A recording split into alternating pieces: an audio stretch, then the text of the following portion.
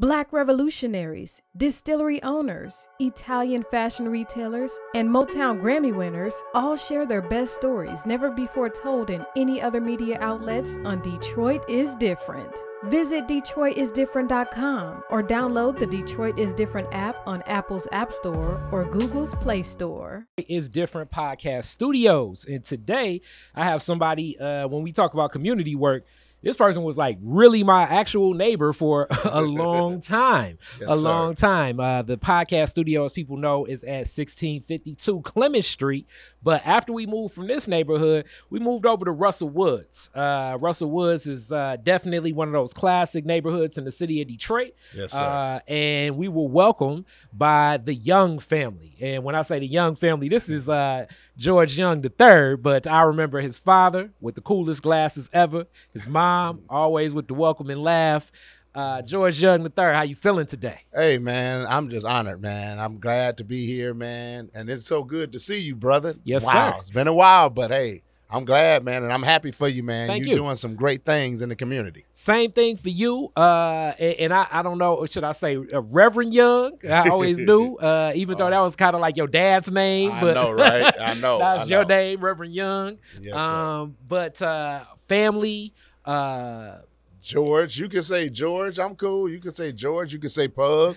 Pug I'm is cool. what we Yeah, definitely I know. always knew you as That's the handle. And Yes, sir. we gonna get into this interview Yes, sir. and kick some things off. First, just talking about like you live next door to somebody for a long time, know they family, but you don't know some of this background I'm about to ask you now.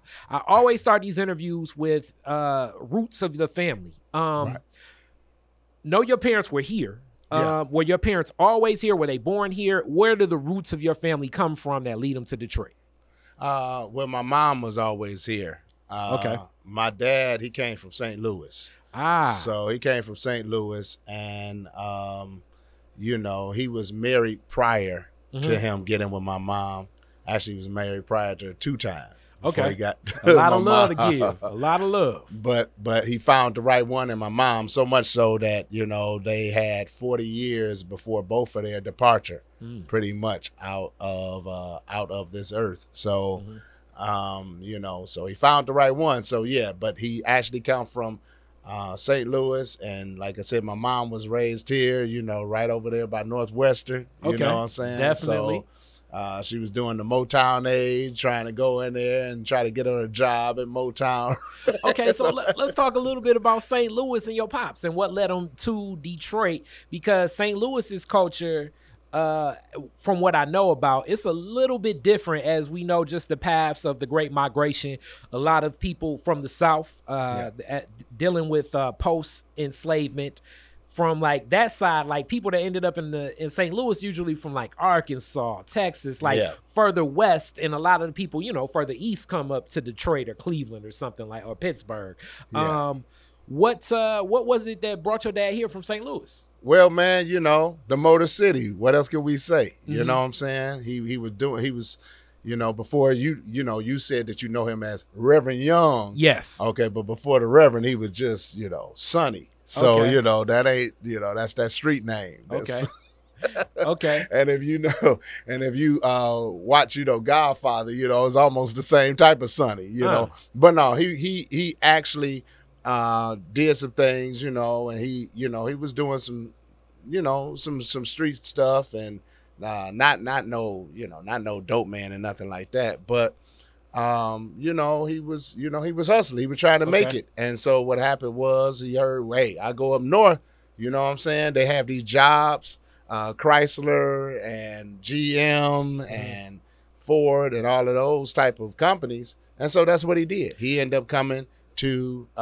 Michigan for that opportunity to get, to make some money. And that's what he did. And that's unique because St. Louis, as people know, St. Louis and Chicago, they're like, we always say that Chicago's our brother, right? But St. Louis and Chicago, they're like, if they're brothers, they're like the brothers that always get into a fight. It's like back and forth. I'm surprised he didn't go right over to Chicago. No, he came right to Michigan. I'm glad, because I wouldn't be here. Yeah. Or you have a whole different, whop and everything. You have right? a different bounce. You know what I'm saying? You know how to step and everything. Yes, sir. Yes, sir. so as we look at that, you said your mom Northwestern in that neighborhood. Yeah. Do her family roots go back where in the South?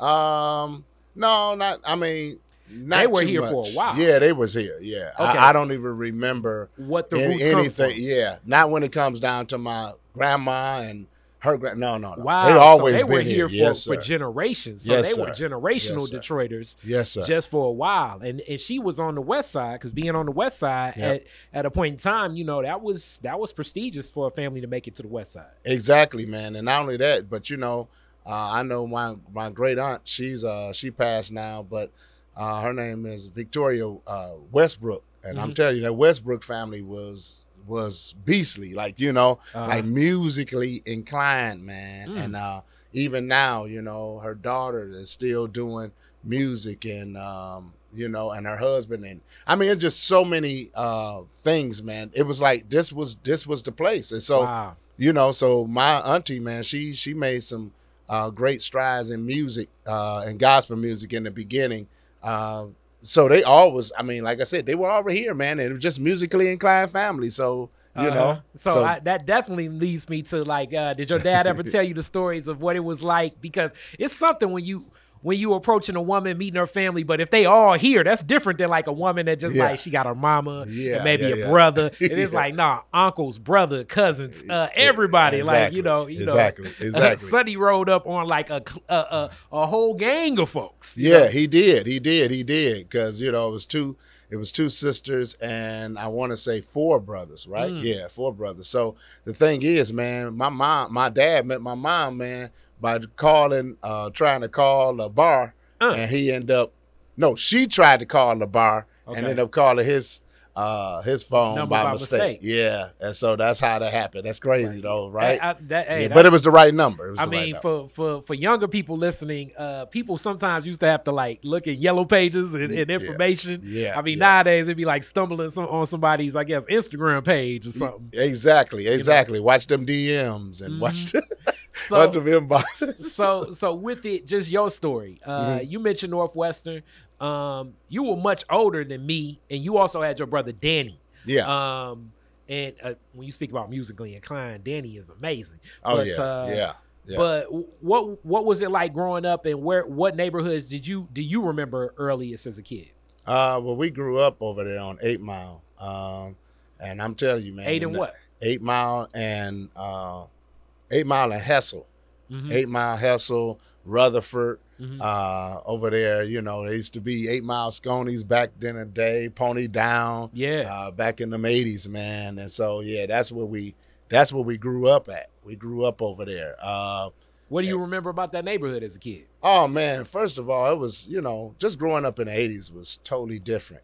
You know, by me being an 80s kid, well, 75 I was born, but being an 80s kid, man, I mean, you know, the whole vibe was different. You know, we grew up with where you had to come back before the street lights came on. You know, we had good friends and good everybody, you know, in the neighborhood. You know, we all looked out for each other. You know, our families all looked out for each other. And so and our kids, you know, my mom and them, like us as kids, we played with the other kids in the neighborhood. We knew everybody. I don't care how many blocks, you know, away. And I think that's crazy. I think it's a disservice when we don't even know who's in our community, who's around the corner now, you know? Yeah. But we grew up where we knew, I mean, that whole area. Like we knew who was going to jail. We knew who sold dope. We knew, you know, but we all respected. Everybody respected each other back then, you know, and we knew each other, man. And so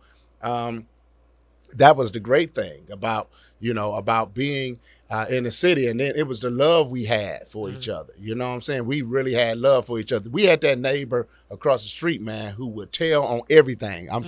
He would we couldn't bring no girls, nothing there. We couldn't because we did. It was always gonna be, oh, I saw them over there. They had company when y'all were gone. Oh, man, company gone. You know, that's not a good thing. Oh man, all that old stuff, you know. But they looked out for each other, and so that's the memory I have as a child growing up in that area, man. It was, we saw some stuff, but it was it still was a great time, man. It's a great time, and I'm grateful for that experience, And that neighborhood is always so unique in Detroit because the wall is around that area too. Yes, sir. So and so when people are listening, the wall, the Great Divide, where it's like it was an actual, like, people know redlining. Detroit actually had like a real wall, like, yo, we not even gonna have a red line anymore. Exactly. This ain't on no map. This is like, hey, black people, you are here. Yep. And then right across, people, you can be here. Yep. Go across that bridge over there on 8 Mile, boy. You going right over from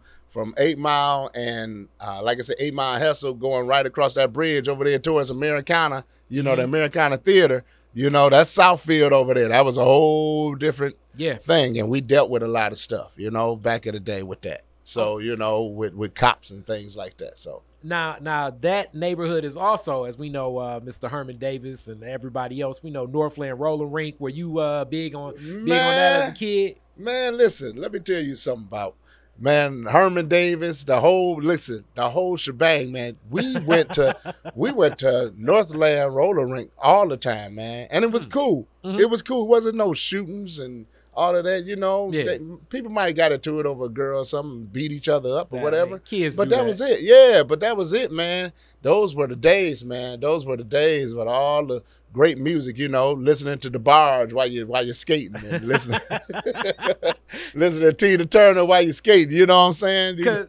Listening to them all, man. Houdini. I mean, all of them, man. You know what I'm saying? So it was great. And we always find that so different because I'm 82, but it just was such a difference. It's like hip hop was starting with it as you were coming up. Yeah. But your generation was still dancing and skating and acting you all approach partying completely different. Completely different. And listen, and we danced hard. Yes. I mean, like sweat hard. Out. Yeah. All this old, cool. Just moving the hands and hand gestures and all that. We didn't do that. That was a dance, and that was like, that was like mental issue or something. You know what I'm saying? But yeah, man, we grew up with that, man. We grew up with break dancing. I mean, and you would break something while you're trying to break dance. We went, we had our beef, listen, we had beef. We'd take that cardboard with us. It was like, almost like breaking for real. So man, you had listen. like them dudes from the other side of them dudes on 7 Mile and Hayes. They want to battle. Come on, let's go. Let's go. Get your cardboard. Nah, man, your cardboard broke, man. You got you know what I'm saying? You got the wrong box, you grabbed the wrong box to bring your cardboard. But no, man, it was a great time, man. It's a great time. And and I'm grateful that I could say I had, the experience, man, of growing up in that era. So, I mean, it was one of the greatest eras, man, of all time. And when we think about like that neighborhood, like because Northland is definite, Roller Rink is I would say it's like a cultural staple in Detroit because so many people and just even that culture. So especially people like you that lived around there had the advantage of like, it was like, oh man, you gonna go in there, and then it's like you kind of like her, but he really come up here. He can skate backwards. Like, what is going on here? Yeah. I couldn't skate. I just like going. You know what I'm saying? I would fall. So but another great thing too was even and then back in the day, they had the Arby's right next door to Northland. Okay, and that was crazy because Arby's, you have to drive all the way out to Lincoln Park and stuff to get Arby's.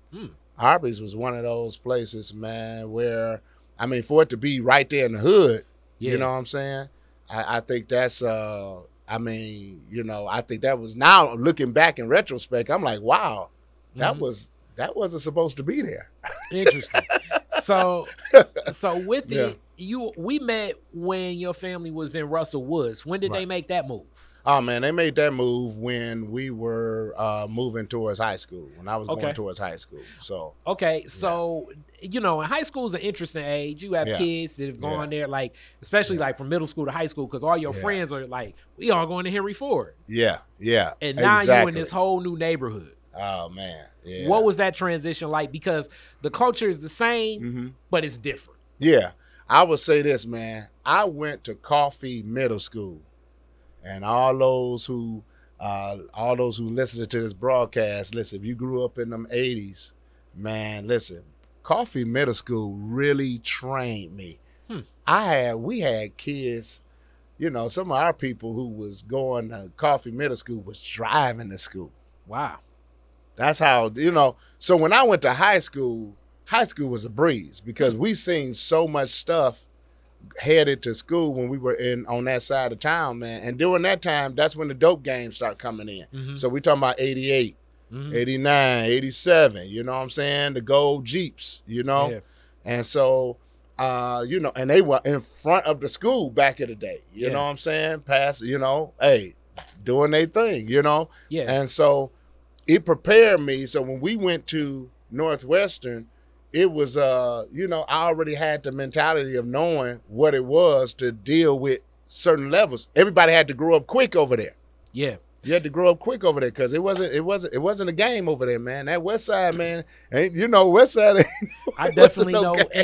And talking to another, you know, I've interviewed some Northwestern graduates. As people know, I am the alumni president. I love my NO. I started at King, but it was you and your brother that told me, like, Northwestern is a different type of school. Yeah. Because it's actually, I mean, we're in Central's neighborhood. Right. But, you know, you can pull some strings and end up where you need to. Yeah. I'm sure it's your mom that said you should go to NO over Central.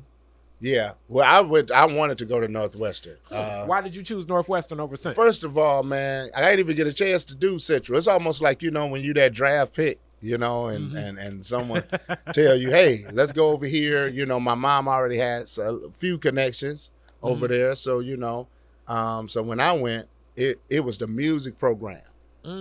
See, it was the music program. Yeah, the music program. You know, you had that whole section. You know, that whole section, the whole music wing over there, man, where you did music and you had the choir, you had jazz, you had the dance studio was over there. Yeah, all of that. So, you know, and so with that being said, man, I was so just on the whole setup, like the whole setup. I was like a deer in headlights, you know, like, wow, this is dope. Because I always like to do music, but then, you know, sometimes if you're in the wrong atmosphere, man, you start kind of falling off and doing other things that, you know, not really what you called to do. And when you think about that era, like you say, like 87, 88, 89, 90, 91, you know, in that class, rest in peace, Kool-Aid. Yes, sir. Yes, sir. That era brought about already in a weird thing, like you and your brother sat me down and said, all right, look, now NO is in the middle of like different neighborhoods or what are labeled as gangs, but they're neighborhoods. So you got Zone 8 over here. Exactly. You got P-Town over here. Yeah. You got ATB. You got Linwood. You got NFL, Dexter. You got the number streets. So you're going to be 12. In the middle of all of this. Yeah. And when you hop that Dexter bus home, you're going to cross some of them, but them may not be who you see in school. So you got to keep your head on a swivel. Yes, sir. And you saw that as money was kind of being infused to that too. Yeah, exactly, man. And so, you know, and great thing is, man, I was cool with a lot of people over there. And you know, and it's crazy because like you said, I was by Ford. So how did I get to this place? Total whole stranger, whole different thing. And like I said, my maturity level, let me say this, man, my maturity level was such at a high because like I told you where I came from at Coffee Middle School. So when I went to Northwestern, I'll never forget, man, it was freshman Friday. I didn't know. I was a freshman. And I'm walking around with these guys, man. I'm walking around. They putting people in the trash cans, rolling down the hall. And I'm just, oh, man, you know, I'm cracking up with them. You know, I can't even remember all of the names now, man. I can, you know, sometimes it's, you know, but I'm hanging with them and all that. And then one time, and we had one guy, it was one guy, and I'm walking with him, I'm cracking up, oh, and the dude was like, he right with me. He in my class. We registered together. Hilarious. And I'll never forget, I can't remember my man's name. He was swole, though. He was always big. He was a big, what did they call him? Steroid? I can't remember what his name was. I can't remember the name, so I don't want to say the wrong name. But anyway, but this dude, man, was like, he turned his back and he was like, dude, you got 5 seconds to get going. If we see you in 5 seconds, you going in the trash can. Hilarious. Dude, when I tell you I ran like hell and I ain't come back. I ain't come back. I was like, dude, I'm out of here because they getting everybody. It was Freshman Friday. I didn't even know. Yeah. And so, but that tells you how I was able to adapt. And then sometimes, man, you never know why you in situations like you in. You know what I'm saying? So that you can adapt for the next level that you're about to go to. So with it, outside of that, yeah, I know Russell Woods is a different type of neighborhood. Even now, I think it was a decent amount of kids, but it's a lot of retirees still in that mix and everything. How did you adjust to just the neighborhood? What did you think about that move? I looked at that like just peace, man. I felt like it was peace. You all was cool. I don't know if you remember Janine and them down the street, rest in peace, Wayne, her brother Wayne. Yep. He ended up passing recently a few years ago. But it was so many of us in there, man. And it was just cool. It was a different time because like I said, what we grew up with in the 80s now, it was transferring to the 90s. And so with the 90s, you got the cross colors, you got the, and everybody's trying to be now relevant when at one time we were all relational. Now we all trying to be relevant. And so it's a difference. And so I felt like in that time, it was cool because now we was working with, the friends who we were connected to were families who was working their behinds off, man, to try to make things happen because Russell Woods wasn't no joke. That wasn't no joke, man. I remember singing over there as a little kid while we were still over on 8 Mile. They used to have those parties right there at Russell Woods Park. Yeah. And I remember as a kid, my brother and I and our group, we used to sing over there, man. And I remember like, wow. So when I moved there, it was like, we actually about to move over here? Like, this is crazy. Like, man, this is rich. It felt like we was like the Jeffersons. Yeah. Like, moving on up. Yep. To the bigger West Side. Yeah. Now, and then in that same mix of like moving on up in music is tying that. What were some of those ties in music? Is from the family? What were some of the things you were tapping into at an early age? And what were some of those lessons you were learning in music? Oh, man. Well, first of all, my dad, he had a group. So he sung. And then, like I said, my mom, she was trying to get it all in with the Supremes and all that back in the day. And so my dad, he sung, man. And the thing is, he had a group, and it was a gospel group. And the great thing is, they would travel, right? So they were invited, man, to Kankakee, Illinois, and Tuscaloosa, Alabama, and all these places. So it was like fascinating for us. Like, so we're 4 or 5, man, looking and traveling. And then he had one of the gentlemen in his group had a son. So us 3, the 3 of us formed a group because watch what this, you man. Saw. Listen, no, dog, this is the crazy thing. You ready to crack up at this? What?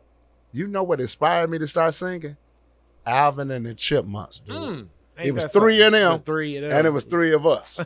So we was like, hey, man, we could do this harmony. You know what I'm saying?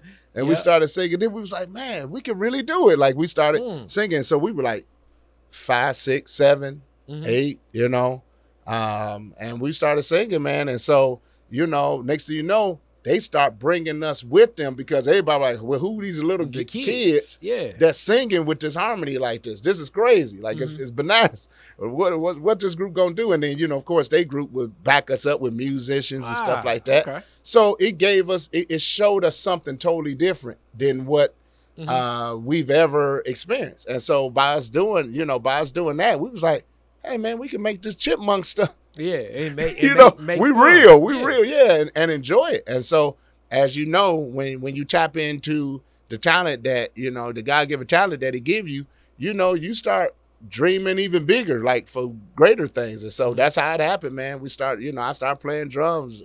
Danny started playing keys. Then we start getting the studio stuff, and I would do more beats and stuff like that. Danny would do a lot more, tracks with the piano and stuff like that. Yeah. So, and that's, and here it is now, all these years later, man, I'm still doing things. Now I'm more so doing writing I'm writing, and people wouldn't even know the people who I work with. I got one of my good friends, Warren Campbell, is my good friend. Yeah, y'all know him. Warren Campbell is a beast. Yeah. 13 Grammy winner. You know what I'm saying? And my god brother, Dietrich Hatton. So I mean, it's so much now in the music now that I'm 46 now. I've been trying to do but we still, but now because of that door that my dad and them opened up, it created us to meet other people. Yeah, man. And so now you're an adult, and things happen, man, and we're still doing it. Now when we think about the music path, and then just being in Northwestern, definitely in the church with music as well, and groups and everything. What was your path out of high school with music, and what made you say, okay, I want to stick to this? What was your mindset at? Man, that's kind of a hard one, because I formed a group in Northwestern. Yeah. So we start winning different awards from what was that? Oh man, it's so many awards. The Taste Fest awards down in back when it was in New Center. Yes, sir. New Center area. Yep. Yes, sir. So we would win that a few years, but then you got to remember the cuteness goes away. I start feeling the same thing that Tevin Campbell and all. Yeah. When you had a certain, when you're young, it's Bow like, Wow. It's not little Bow Wow, it's Bow Wow. Bow Wow now, yeah. Like Bow Wow was trying to hit on my woman. Like, this hilarious, Yeah, man. So what happens is, you start evolving, getting older. You begin to start looking at different things and seeing different things, but it never leaves you. And so, the thing is, later on I end up getting married and all of that, and then it just kind of put in the back and behind me a little bit. But then, I started getting the music. It's like it never goes nowhere. And when we talk about that, because I'm saying that as people know, a lot of my ties in this started from hip hop. Everything, always wanting to rap. And you were one of the first studios I could go to where you like, yeah, man, you could come over here. And I'm like, for real, you got studio equipment? And I know this sounds crazy to young people listening because now you can, have GarageBand on your cell phone and record. It was not as easy to record a song even as early as 2000. So like 21 years ago, recording a song was difficult. And even today, depending upon who knows what to do and how you want to do it, finding an engineer that has an ear, that has good equipment is special. And you went into that world. What was the key that made you want to open up that lane? Well, first of all, and that during that time, you would hear chatty music. Like you would hear shady sounding music. Like, you would hear people who the mix wasn't right.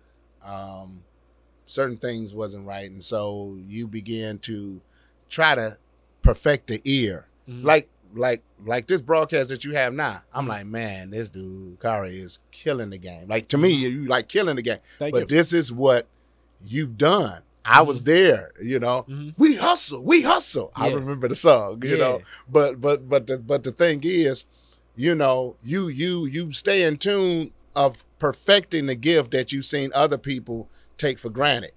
And so that's what we did, like we wanted to make sure that we had, VS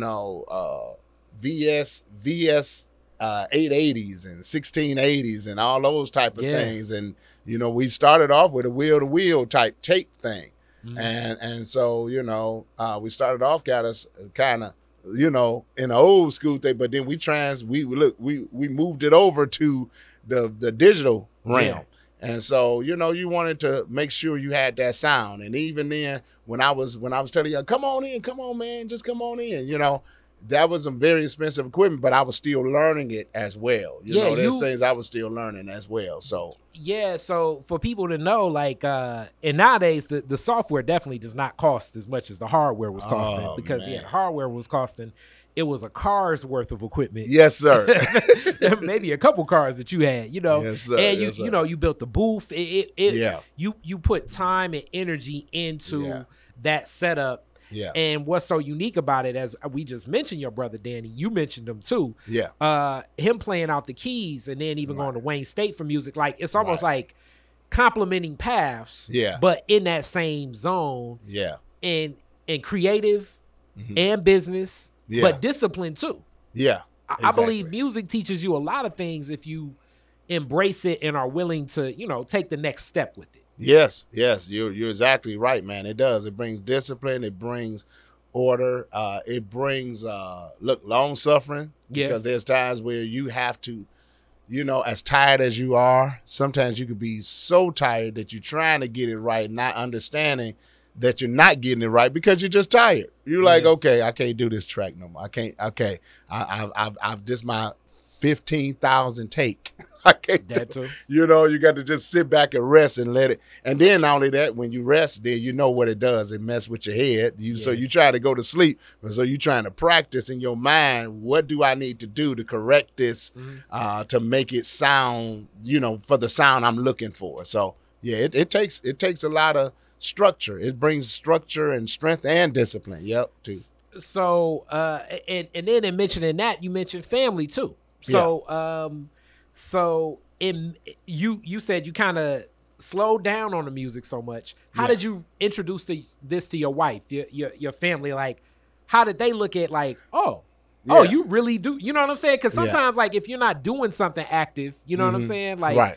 Who knows? Like Michael Jordan's, grandkid probably like, oh man, you may play basketball, granddad, but then it's like, oh no, he can hoop. Like, what was that experience like? Well, at that time, and that's my ex-wife now. So we're no longer. I'm remarried, and it's crazy because I'm married to one of the people who I was in high school with, who was on the dance. Ain't that something? that was right, Miss Campbell. So she knew what you were doing. Yeah. But the thing is, when I got married and the first my first marriage, they already knew what I was about. They knew I was about music.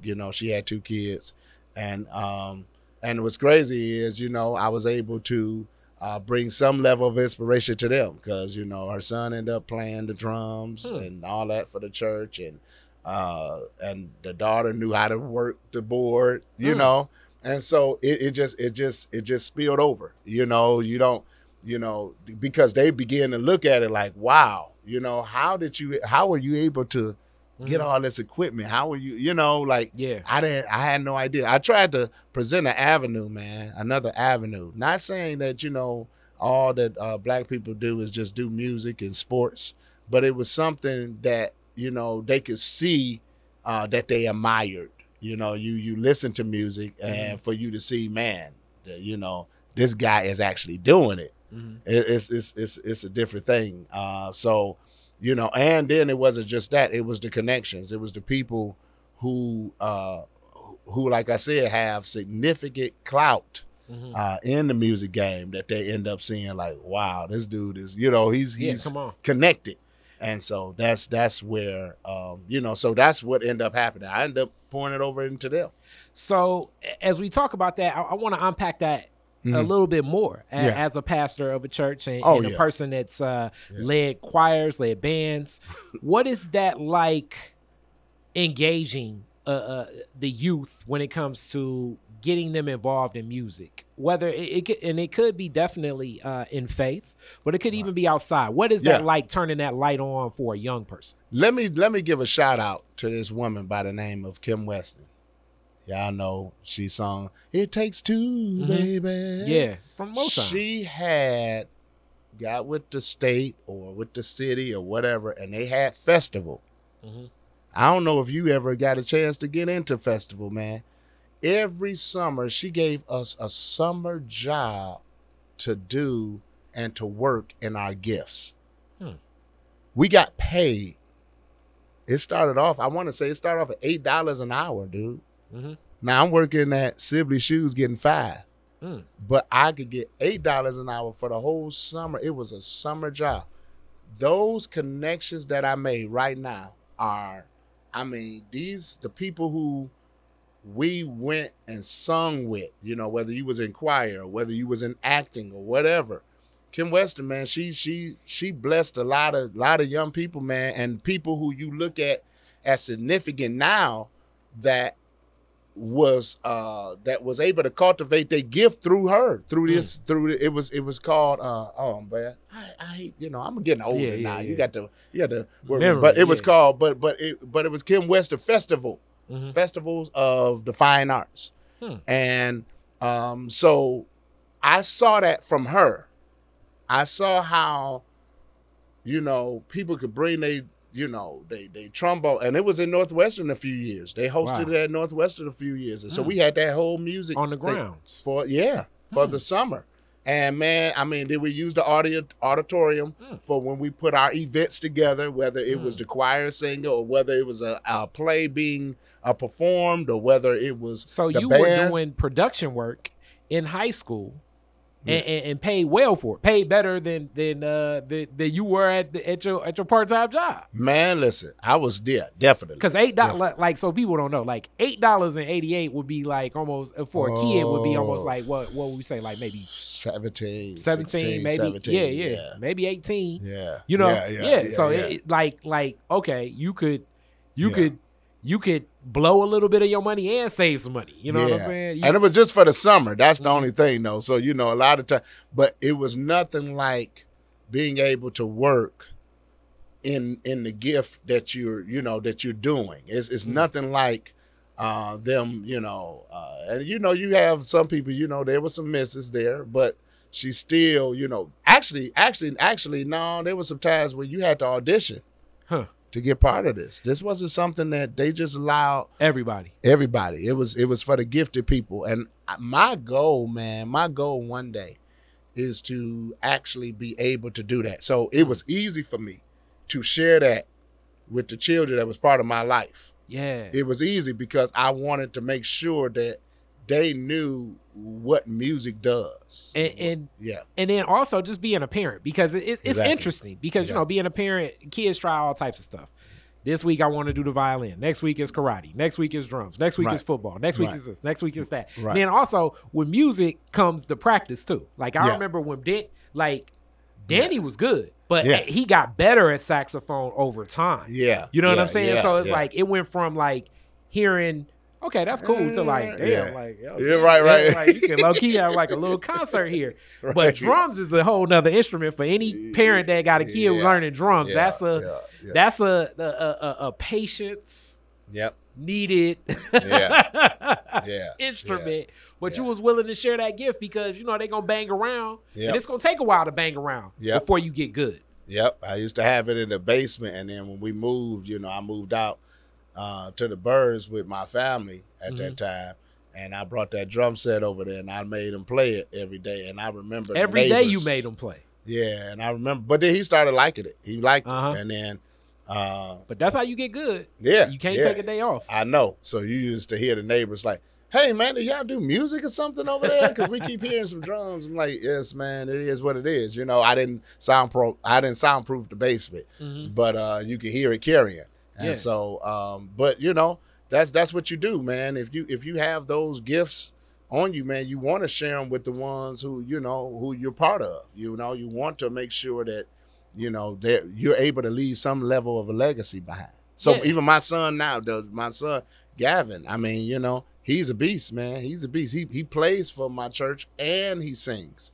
So he's a beast now. So he's caught it as well. And that's for other young people listening. As I know a good amount of them. It's let's put it like this: if you're a musician, even whether you play secular or whether you play faith.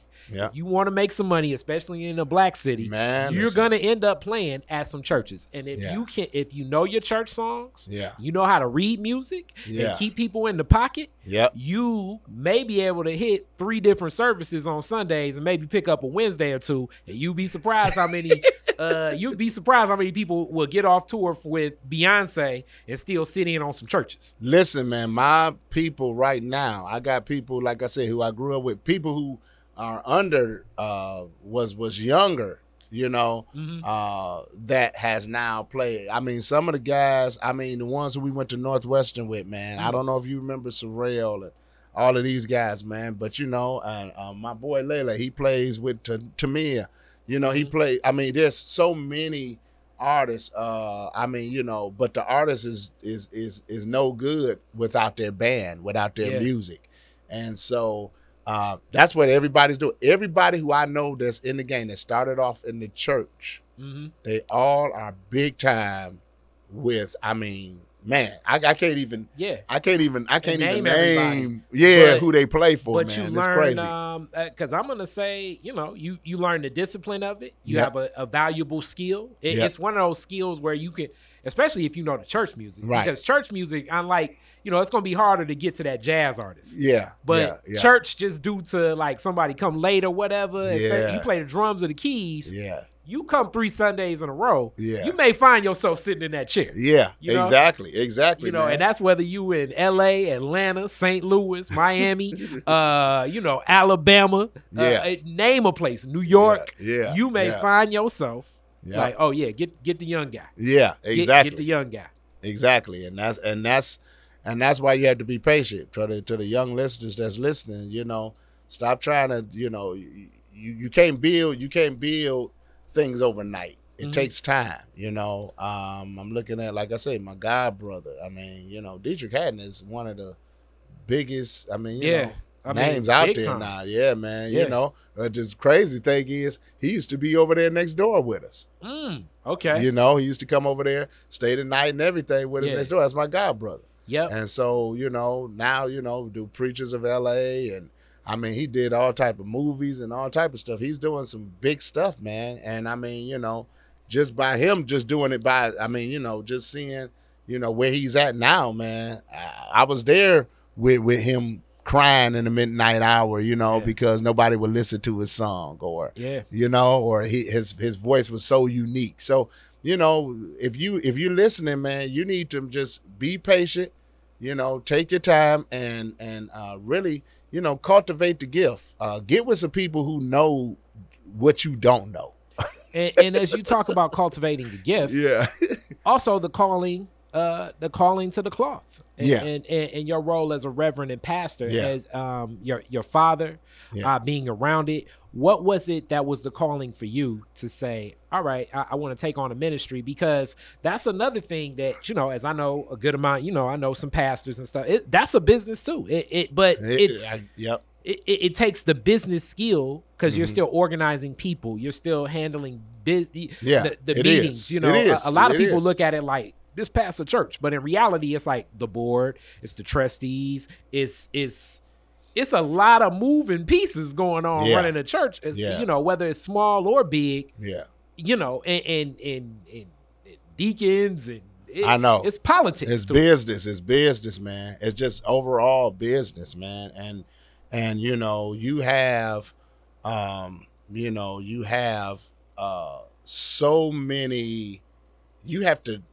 The thing about a pastor is that you have all these pieces that you have to put together to make the puzzle come to fruition. And so you have numerous of people, and let me tell you about people. You know, people. You know, you got some people who got your heart. You know, there's some people, man, who really love you. Like, man, I love them. But then you're going to have some people who hate you. Due to the fact that how he's able to do something that I want to be able to do. And so you have to be able to work the good, the bad, the ugly, and make it all work so it could build the community. And let me say this, not to build you a Bentley, not to build you a house, but it's there. And one thing about me, man, I'm going on 21 years, bro. 21 years of pastoring. What's crazy is I've been through the good, the bad, the ugly, went through divorce as a pastor. Went through a divorce. You know, people, oh my God, you supposed to be saved. Oh God, I'm the same one who helped them get out their stuff when they was out cheating on their wives or cheating on their husbands. And so, you know, when you talk about pastoring, man, I think, you know, a lot of times people look at pastoring like just church, not seeing that it's not church, it's community. It's community. And I like that you said that, because especially with the black church in our community, it's such a strong relationship. And different people have different opinions and roles. Right. But it's played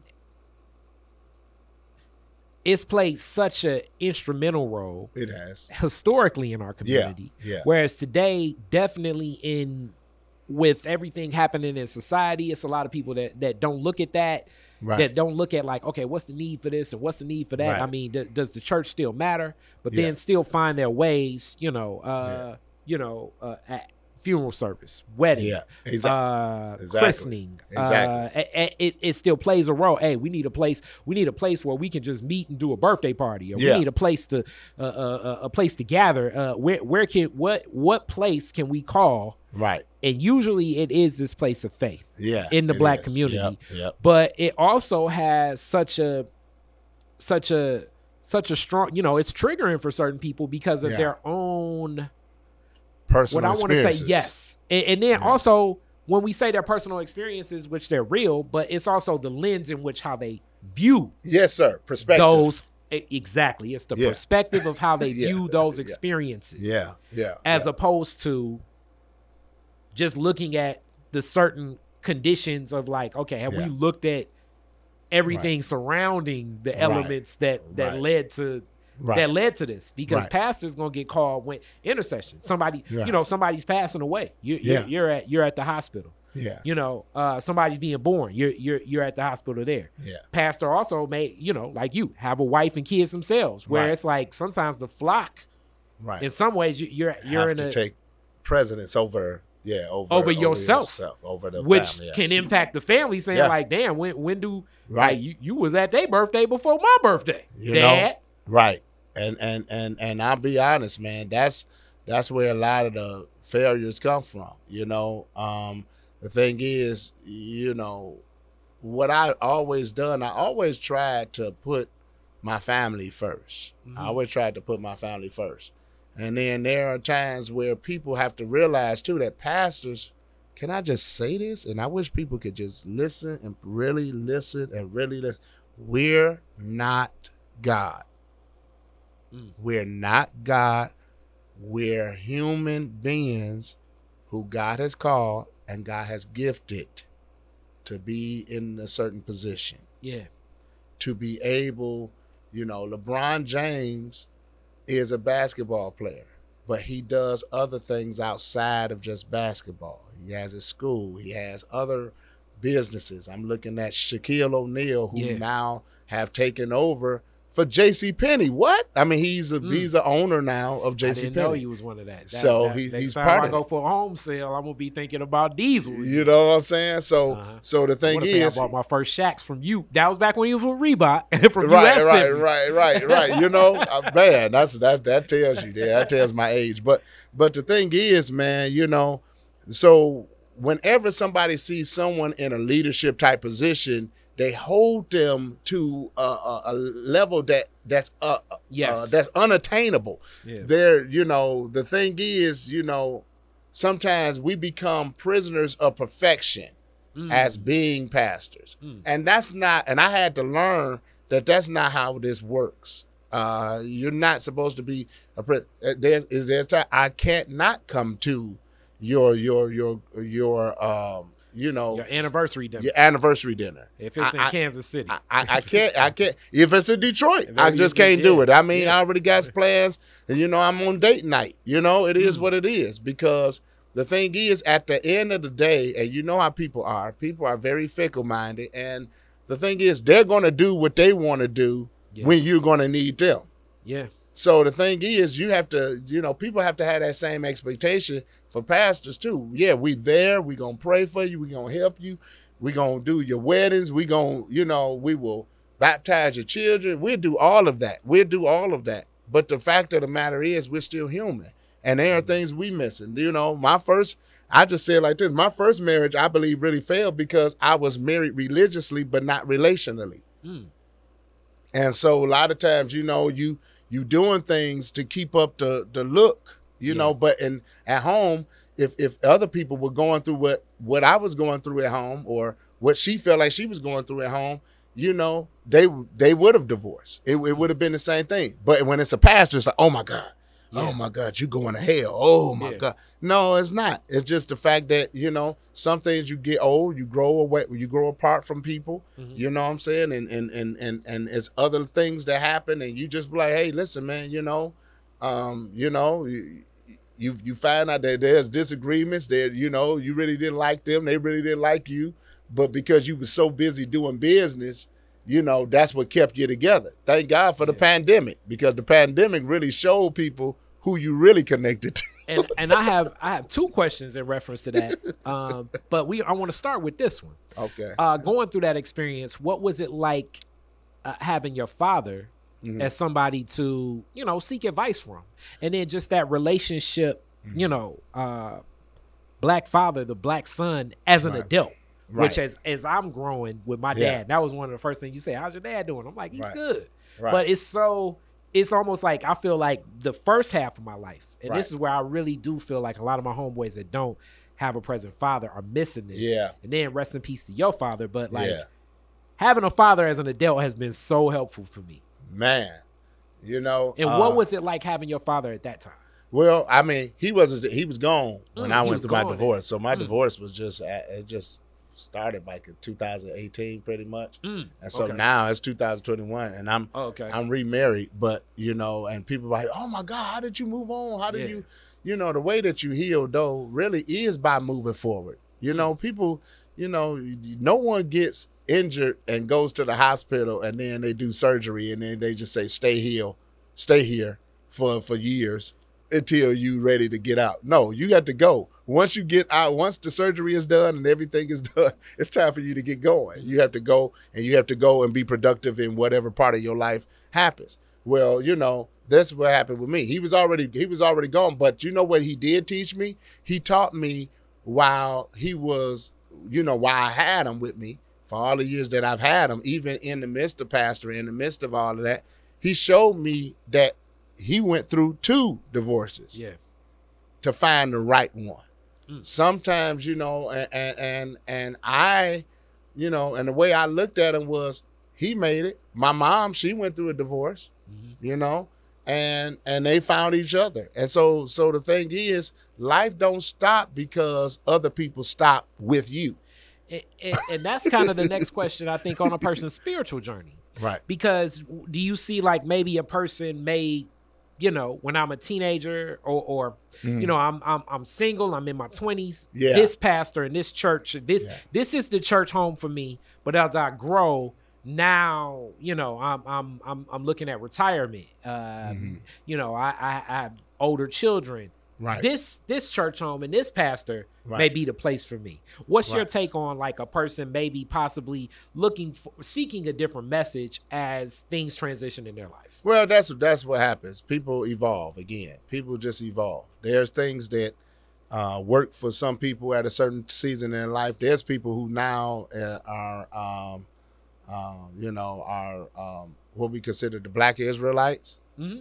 Yeah. That I look at, that look at me and still have love for me, because I never judged them. Yeah. I never said, well, as they got older, they started off with us in the beginning stage, but then as they grow and they become. I hope I'm answering the question. You are. Okay. Basically, what you're saying is that message is where their presence of mind is now. Yeah. The door, every goodbye ain't gone, as my mom would say. Every closed door ain't shut. It's like, all right, you may circle back. Yeah, but whether they do or not, I still got love for them. Yes. Because the thing is, there's so many people who, who have so much animosity towards people when they make certain decisions when they get older. We can't control the scenario of people. We cannot control. We're not God. And that's what I was saying before. We're not God, man. If I was able to steer this individual to this certain place in their life, in the beginning, and then from there they started reading and they went somewhere else, then that's them. And I believe, that's their journey. And my job is not to question them and feel or feel some type of way where I'm offended by, that journey. My job at that time is to say, well, at least they were at one time not not looking to nothing. Yeah. You know? So this was a time where this person really was ready to kill themselves. And if I wasn't there for them, then, their life would be non-existent right now. So, you just got to do the best that you do and keep it moving. So what was your enlightenment for that? Because that is difficult for us as people. It's like, we know we change, right? But accepting change in others is sometimes extremely difficult for us. Because it's almost like we expect we got this person in a box. Yeah. You know what I'm saying? I got my nephew is 7, and then it's like, damn, my nephew's 10. You know what I'm saying? Right. And developing personality and right. And that may be one of the toughest ones when a parent has a child. And you see this definitely as a pastor, but also as a parent yourself. What led you to the enlightenment of accepting people as they change, like your humility towards the changes in others? Well, you have to, the thing is, you have to know everybody. It's not good for us to expect people to be us. That's you can't expect you can't expect others to be like what you expect. You can't expect others to do what's going to just be pleasing to you. Your expectations of others have to just be that they are who they are, period. That's what brings the humility. That's what brings me to the place where I had to learn it. I'm serious. And it really took that divorce for me to really see that, man, sometimes you expect, by you giving love, you would expect that people will show love back. In the same area. Yeah. In the same area. A lot of times you'll be saying, well, I gave you the world. I gave you the world, and all you did was give me a block. You gave me the block, But the thing is, we can't force people to be something that they don't have or have not been able to witness to be. There's some things that people have dealt with, childhood issues. Yeah. There are people who daddy issues, mama issues. And so once you get that level of expectation of saying, if you love somebody, love them, man, and then just move on. Like you love them, and you love them without expecting them to do the same thing back. Yeah. But that is so. I know it's hard. That's such a difficult journey, especially like I remember my mom everybody probably had a mom say, "You weren't raised like that." Right, I'm saying? Right. Or I guess the love example is you ain't used to do that. Yeah. You know what I'm saying? But it's like, if you married for 20 years, it's like, when I was 20, I know I didn't do that. But now I'm 40, so guess what? Right. I guess I do this now. Right. You know what I'm saying? Right. And you do it and you push it. But let me tell you, everybody have a level that when you start telling people what you are expecting and they don't adhere to those warnings or those signs or whatever, and then they be wondering, well, what happened? Yeah. Well, what happened was when I was trying to come to you and share with you what I was expecting, I would have thought some level of let me make sure that I do what's necessary to do in order to keep what I need to keep together. Because anything that you get into, man, you got to maintain. And it's not fair for one person to maintain the whole relationship. I mean, it's this is present in many relationships. It could be a business relationship, romantic relationship. Yeah. I mean, even an employee or a manager. Right. Because it's where, America teaches us that you can be a rugged individual and you can do everything by yourself. But in reality, we're all relational and we're all responding upon everything. I always tell most people, it's like, cops need criminals. Mm-hmm. You know what I'm saying? Because if you get rid of all the criminals, right, they work themselves out of a job. Exactly. You know what I'm saying? Exactly. So definitely they're looking to, bring fear of crime and all that stuff. And I mean, it's an interesting relationship, but in understanding those relationships, as you say, having the willingness to drop my expectations is just so tough because you just assume, all right, I bought, it's Valentine's Day. I bought her, a diamond necklace. I assume she'll probably buy me a diamond chain. Right. But she may just give me a card and a hug. And that but might be all her. this. That's her interpretation Yeah. of what my diamond necklace is, and she could be sitting around saying, "Why he buy me these diamond earrings? He should have just gave me a card and a hug." And they good with that, and you know, and that's what I'm loving about my wife now. You know, man, she's, you know, as long as you can see growth. Mm-hmm. First thing is, you know, my first marriage, I was 23. Okay, 23. I call it the Michael Jordan experience. I was 23 when I got married, and then I got remarried at 45. 23 was when he came into the league. That's the number he wore. When he came back, he put on number 45. Yeah. He put on the number 45. He came back. You know, he came back like, shoot, I thought I was gone. I thought I was not going to be. And I think it's about the same time that, you know, when he, you know, from that absence that he had with the league was the absence I had from the break of being through the divorce. But the thing is, it was like, you know, you become different. You become different. When you're 23 years old, you're growing. You're growing together. And sometimes things just fall apart. As you continue to grow and you growing and they growing, you know, certain levels just, you know, it's just not there no more. Sometimes you can just get tired of just dealing with people. Like you can just be tired. You could just and it's that's real talk. As you say that, because I mean, as we've seen, you know, sometimes couples will move. Yeah. And that can cause strain. Sometimes you know, it can be, you know, children. Yeah. And then also not just children nowadays. I mean, you definitely see this as a pastor. It could be aging care. Yeah. You know what I'm saying? Like I've definitely seen the whole, like, you know, one person, one spouse's mom is passing. It's like, your mom can stay with us. Yeah. But then the other spouse is passing. It's like, yo. Right. No, they can't. And then it's like, hey, goose for the gander. Right. You know what I'm saying? So it can be, it's many different things that like bring us back to that root of like, what are those expectations? Right. And the main thing is, I'm saying this, I think in order for any relationship to be what it needs to be, the other individuals have to die to themselves to be what the other person needs them to be. I had other business things, like I got Bible class tonight, I got some other stuff. But my schedule had to die to whatever to make sure I come over here with my bro today, to be on here. That's what we call sacrifice.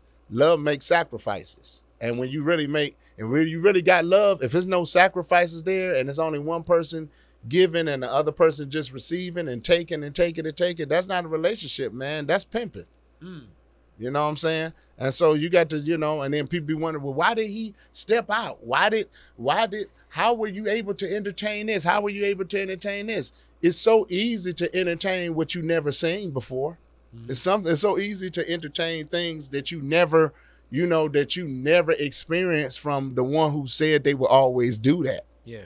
You know? And so I'm just being honest, you know, it wasn't no sexual thing with me, but it was one of those things where, you know, I'm very real too. And pastors like, no, don't, you know, because it's like, dude, just be real with people. Tell people, because people going through the same thing that you going through.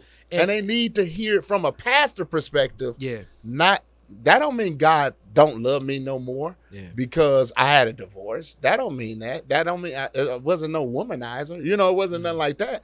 You know, so the thing is, God don't not love me anymore. You know, you don't, you know, and it's with anybody else. You know, whatever mistakes and stuff you make, man, you learn from it, get the lesson and move on, man. You get to learn to move on. So within that lesson and moving on, one of the catalysts, well, first, church. If a person wants to tap in on the service, as we know, in moving on and people learning, you know, the pandemic was tough on many businesses and definitely, you know, the faith-based community. You know, you adjust. Like, it was people making audibles on the fly. Like, you know, we saw a lot of services such as yourself. I mean, you've always had like that inner nerd in you too, like wanting to tech. One of the first people I've seen with a video camera system in their house was you. Oh, wow. Yeah, I did with the studio. With the studio, yeah. He was like, yeah, man, you could go in here and then you can look in there. I was like, damn, this is fly. I always try to do I always try to be innovative. So, like, you know, and sometimes people may look at it like, what you doing? But you were ahead of the curve in reference to that. How do people tap in? How do people connect to your service? You if they're interested in seeing it and hearing your message? Well, they could go on Facebook, man. You could go on Facebook and go under Pastor George Young III, or you could do George Young III, and it'll pop up if you and that's what we do, And the great thing is, man, I'm so happy that I've always been innovative like that. Yeah. I'm grateful for that. And you were ahead of the curve right when that happened. Yeah, because I'm 46, man. And I'm pretty sure most of your pastor friends were calling like, hey. All the time, man. Like, I still get the calls. How do I go Instagram live with this sermon? He said, man, how do you get your audio to be so direct? It's a direct feed versus a audience feed. I'm like, yeah, man, you got to you got to get the iRig. You got to get certain stuff I know what to do, because I've been doing it for so long. And I'm grateful that I've always had hands on. It's always good, man, because and I do editing on my own video. Like I got my own TV show. Yeah. Like I got my own TV broadcast. I say it like that on a Christian network, a faith-based network. And so I do my own editing because I know the software. Same thing that we do when if you work with Pro Tools, then you know how to do editing too. It's the same. I was gonna say, but you were always so people know. Like when people come to me and say, "How long you been doing this?" It's like I've been doing it a while, but people like Pug, as I say, you guys may know him as Reverend Young, right? Where like always the people like that you saw like cool, you know what I'm saying, and not like when you think of like the black nerd type, you think like Urkel, but it's like nah, this dude is like cool, fly, but he knows this stuff. Like, oh, you got to do this. Danny and Pug knew where it's like, okay, if they can do that, I bet you I can learn this 4-track and this Radio Shack keyboard because they have something times they like Star Trek over there next door. So if they can do it, I can do it. Hence, back to like what I said, like having someone in front of you doing something where it can be done is very important, I think, at a young age. Yeah. And I think it was times where I also, would bring people in like yourself. And I'd be like, okay, here, let's play that back. Hit that back. Or, hey, stop it. Stop it when I tell you, hey, man, stop it here. Like I would do a little bit of training at times. Definitely. And I would say, oh, no, let's stop it here. Now, what you think about? And just getting us comfortable touching the equipment, even though you still controlled it, but it just made it less like it's an alien. You know what I'm saying? Like, no, you can touch this. And you need to get comfortable with touching a board because one day you're going to need to touch You're going to need to do it yourself, man. And that's one thing about me. I've always shared the wealth. Like, I've never been the type that just hold it all to myself. I've always been the type that shares the wealth. And this is the reason for other things that has, taken place. Fall right into your lap and you don't expect it, but it's a passion you have, passion you've kept. And it led you right into during this time in the pandemic and the shutdown. You were, man. Because every time I look up on Facebook, I'm like, he with it. And I'm like, I already know why he running laps around everybody else because you were in that zone, already with the passion, not reacting, to it, no, and even now, and I know we probably, I hope I'm not jumping the gun too much, but. During this pandemic, man, all this money, that stuff, stimulus stuff, and people can talk about Trump. Trump was a butt wipe. He really was. But let me tell you something. We ain't never seen that much money, man. I mean, he put some money in hands to people. I mean, when did we ever have unemployment that would give you an additional $800, $600? Like that's, do you know how crazy that sound? Yeah. The thing is, what did we do with it? Outside of buying the new J's, buying number 6, buying number 12, buying number, So, in the midst of that pandemic, man, I stacked up my money, man, and I was able to, and when people was giving because they was getting the money, they was giving their tithes and giving their offerings because my offering is the shortest part of my service. I don't have time for all that. Hey, man, this is what we need. Let's pay that and let's get, let's go. And the thing is, all of that stuff, by that dude being in office, man, led me to being able to open up, watch this, my restaurant and my car lot. People don't even know I got another car lot too. So I did not know, but that leads us right into the restaurant piece, because I was like, hey, I got to bring you on. I got to go try it out. And you was like, yo, my son on top of it, which made me even tip my hat further of like the generations of fathers being in their life with their sons, and that Black fatherhood is so important. That you know, we hear about the whole generational wealth and sharing it, and it's like, no, you're actually sharing a business with your son, and it's hard work, because running a restaurant is colorful, to say the least. Yeah, it is. It is. And the thing is, you have to leave something behind. There has to be something behind, and you got to be able to trust the one who you leaving with behind. You know, whatever you're leaving them with, to be able to operate it with a level of excellence. Because the thing is, and even though he's young, he still have a level of excellence in knowing that this doesn't happen in our community. This happens in Caucasian community. Every time they die, you know, when I die, I got stuff set up that he gonna already be set up. I don't know if he gonna go franchise other businesses, whatever. But, you know, like that type of stuff, man, like we have to put those things in place so that we can be, that's why we're so far behind. So because when we pass, you know, they fighting over $2,500. Yeah. Let me tell you about the Caucasian brothers and sisters. When they die and they pass, dude, they already inherit $250,000. They inherit $500,000. So what is it that we're doing? That, you know, we're so busy trying to be hood rich and look sweet in front of the people who don't really, you know, who's trying to either get you or don't care. You know, they don't really care about what you're doing. And so I think that, you know, it was imperative that my mindset was to say, listen, we're going to keep this legacy going. You know, my dad wanted to open a restaurant. They told him no, you know, and that was on 8 Mile, by the way. And they told him no. And I remember saying, we're going to own this restaurant. I was so happy. I was ready to work. And I was 5, 6, 7 years old. And I was ready. And he said, no, they ain't give it to me. I said, okay, just wait. So eventually I ended up opening it up, and now I'm showing him, you know, we opened up a chicken and waffle place back in 2018. But like I said, I was going through a divorce situation, separation and divorce that led to divorce. And it's hard to operate when your mind is not there. Your presence of mind is not focused. It's hard to do anything. Exactly, bro. Yeah. And so for us to reopen this and then to say, okay, we're going to change the menu, we're going to change everything. Let's just start a whole new fresh thing happening here. It just opened, and it's flourishing, man. It's doing great.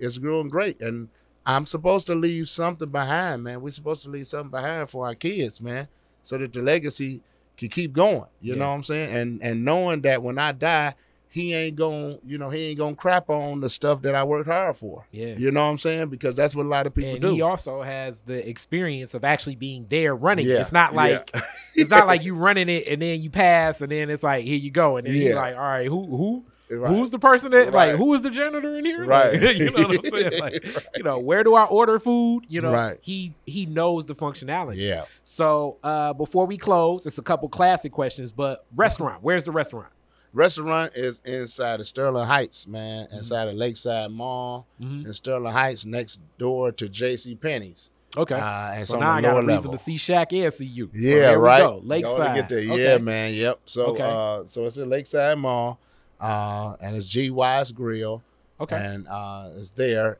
We also, like I said, and I wanted to say this too with my car lot, because the car lot we're doing on the Mother Waddles level, but it's on Hall Road and Gratiot. So still out that way east. It's still out that way because we wanted to do something out there, you know, and people out there donate cars too. Oh, you got that right. You know what I'm saying? And so with the monies that we get, that we donate the cars, you know, with, I've done so much in the community, man. It'd take a whole nother couple hours to talk about this, but you know, the things we done in the community, you know, we want to be a blessing to our people. You know what I'm saying?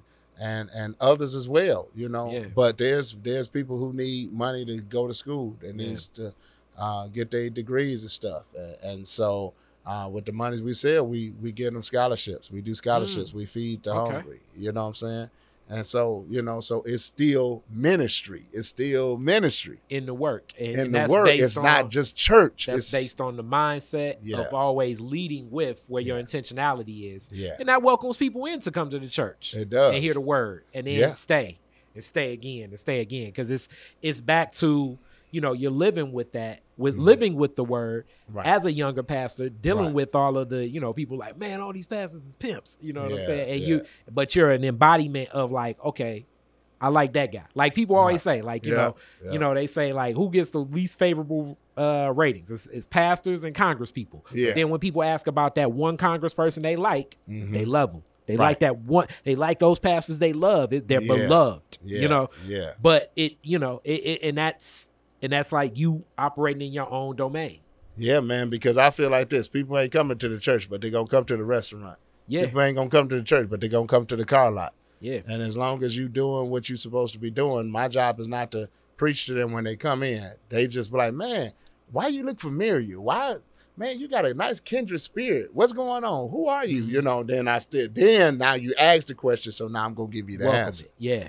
And so then where your church at? Because now they like, dude, you totally doing things that's totally different. And then, we got some other stuff too. And I deal with the police departments. I'm over the race relations for Macomb County Sheriffs and for Chesterfield Police Department. So, we do that. I do, culture diversity classes with them. And and I mean, and it's dope because, because we're making sure that what we seen in other places ain't happening out there. Yeah. So, but that's a whole nother, you had to bring me back for that one. We will. So we close with the classic Detroit is Different questions. Very first car, year, make, and model. What year did you get it? Oh, man. Man, that's a 92 K car. What do we call it? K car. There's a couple people that had some Ks on here as they first ride. Man, that was the K car, man. What color and what year you get it? Oh, man, it was the sky blue. And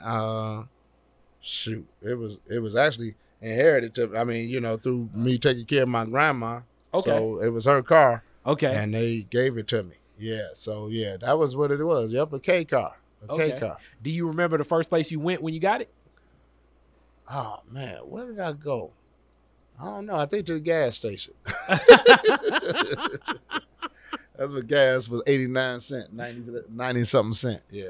Okay. Yeah. You're the DJ after the Detroit fireworks at Woodward and Jefferson. You get to play one song. What song you playing? Oh, man. Wow, that's a lot of songs now because, I ain't one of those where I'm not up to date with some of the music. Oh, man. Man, that's a hard one. Golly. I would have to. Oh, man, it's got to be one of the DJ Khaled songs, I guess. I would have to play. He got so many different things. Because his stuff be so hype. His stuff be hype to me. I would say. What is that song? Oh, man, that's so many different songs. I would just say, I don't know. That's hard. Let's go back to that. Next one. Let's go. Okay, the last one is you can rename Woodward after one Detroiter. Who would it be and why? Oh, wow. I don't know why that's topped in my head. But I would say Coleman Young, man. Okay. Yeah, Coleman Young, because Coleman Young didn't take the stuff that I'm seeing other politicians take. Now you got that right. Listen, and he didn't care. You know what I'm saying? He ran it like he ran it, and you have nothing. You might not like them, but you had to respect them. Yeah, you know what I'm saying? Certainly. And so that's what I loved about Coleman Young, man. I mean, he was dope. I loved it. I mean, I just love you come into his domain, man. You come into his peace, his place, his space of peace. You gonna get it. He gonna let you have it. Yeah. So, and the other one is Turn Down for What? That song. Okay, I'll just say I figured that. I'll just say. I figured it was either that or the Everybody Win, the Win song. Yeah. There was another one too, but I can't think of it right now, man. It's on the tip of my tongue, but I can't think of it. But turn down for what, man? You know what I'm saying? Like, for real. Like, you know. Want people partying, leaving fireworks. Yeah, enjoy. Yeah, man. Enjoy. Okay. All right. So with that, that's it. We'll definitely get you back. And I'm going to get up to the restaurant and have a visit out to Shaq. I ain't been out that way in a minute. Right. There we go. Thank you, sir. Hey, man, it's my pleasure, man. Thank you. And I'm honored that you invited me to be part of the Detroit is Different podcast, man. This is dope. Thank you. Peace. Detroit is Different is where you get information, artistry, history, music, and even comedy. Detroit is Different, a home for the culture of Detroit. Visit online at DetroitisDifferent.com today.